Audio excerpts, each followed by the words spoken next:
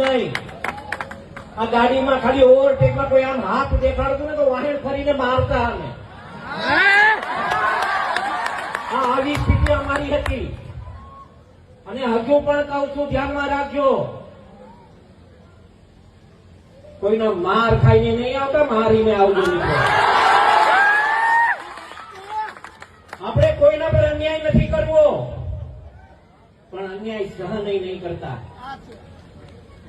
આ બહુ કડવું સત્ય છે આપણા સમાજમાં.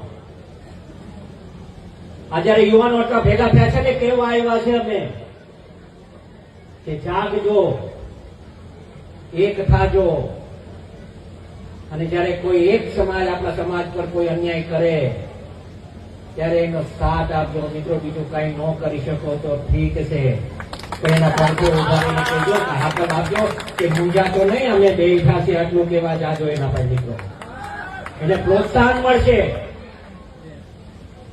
અમે તો ઘણું બધું નહીં તો ભૂતકાળમાં જોયા છે. અમે એનો દાખલો આપું, કોઈ માર ખાતું હોય ને ત્યારે અમે પૂછવા જતા, એટલે કેવા તો કે કોળી, માર ખાનારો કોળી હોય.